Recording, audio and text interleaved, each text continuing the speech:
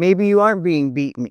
Maybe you're not being yelled at. Maybe you're being yelled at and being told that that's just passion. Maybe you're in a marriage that seems to be pretty darn good, but you know you don't really share your feelings, and your relationship centers around just making sure the kids are okay. Now, there's nothing wrong with that. There just is a deeper way to live. So if you would like real friendship and real love in your life, this is where you get to being real with you. So that's where we're going next. Let's unpack what really drives these patterns and how to gently unravel them so you can stop repeating pain and start experiencing peace, because we follow the Prince of Peace.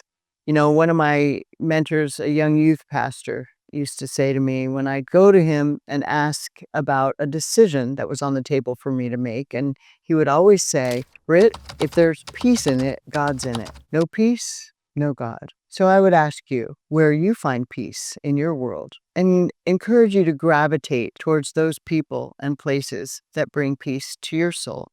Back to trauma bonding, it's not about weakness. It's not about being dumb or not seeing red flags. It's about survival. It's what happens when your brain wires safety and danger into the same relationship. When love and fear become so entangled, you can't tell the difference anymore. And before you even realize what's happening, you're stuck mentally, emotionally, even physically holding on to someone who keeps hurting you. Now, let me break it down. When we experience intense highs and lows emotionally in a relationship, affection one moment, criticism the next, tenderness followed by withdrawal or neglect, our nervous system goes into overdrive. And the more unpredictable the relationship becomes, the more hooked we feel. This is where science comes in. Trauma bonding is rooted in a cycle of abuse or emotional volatility, and it activates key systems in the brain. The stress response system, hello, we've all heard about cortisol and adrenaline, and the reward system pattern, which is primarily driven by dopamine and oxytocin, the feel-good one. Think of it like this. You're in a relationship that constantly feels unsafe, but every now and then you get a moment of connection, a kind word, a sweet text, a soft touch, a flash of the person you wish they really were all the time. And that relief, that hit of dopamine, it makes your brain go,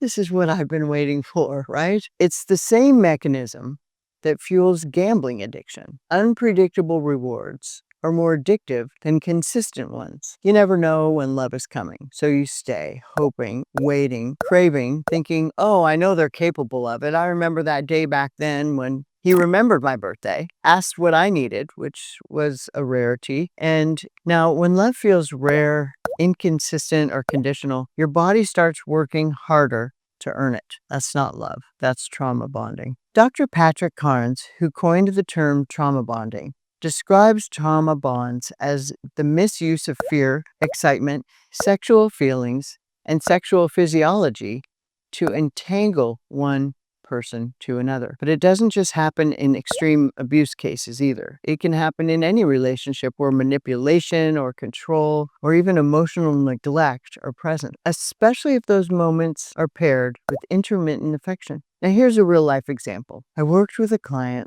let's call her Amy, who had been in a 6-year relationship with a man who constantly made her feel small. He didn't hit her.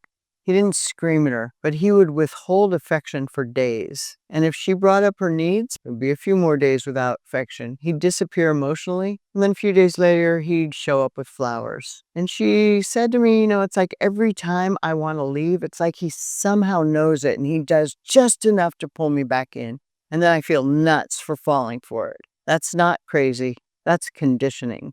Amy's body had been trained to tolerate emotional starvation and treat scraps like they were a feast. And here's the wild part. The longer you stay in a trauma bond, the harder it is to leave. Not because you don't want to, not because the withdrawal feels unbearable. You're not just leaving a person, you're leaving a pattern. It's a neurological chemical loop. Now, you probably heard people say, if it hurts, just walk away. But when you're in a trauma bond, walking away feels like ripping out a piece of your own body, ripping out a piece of your identity. Because that relationship isn't just a person, it's your sense of stability, even if it's dysfunction. And if you add that to any childhood history of inconsistent love on top of your abortion, neglect, or emotional enmeshment, and your brain already believes this is what love looks like, it's even harder to walk away. So instead of screaming, danger, danger, Will Robinson, danger. Okay, I just dated myself with Lost in Space.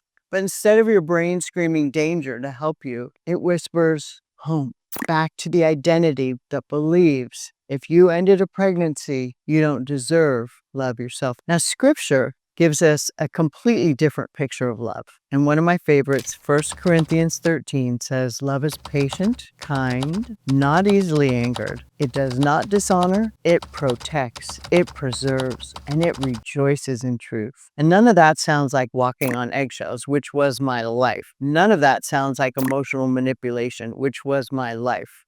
None of that sounds like waiting to be good enough to earn a breadcrumb of connection. Now, God's love is the opposite of that. It's consistent. It's predictable. It doesn't pull away when you cry too much or need too much or feel too much. He leans in. And real healthy love is supposed to reflect that. Now, many of us, since our abortion, never really saw that kind of love modeled. And what we've only known feels like waiting, earning, enduring, begging for whatever love we've chosen. So learning about trauma bonding isn't just intellectual. I wanted to share that with you today because it's so common after abortion to pick trauma bonded relationships. This information is transformational. It gives language to what your heart's been living, and it says, you're not crazy. You're not codependent.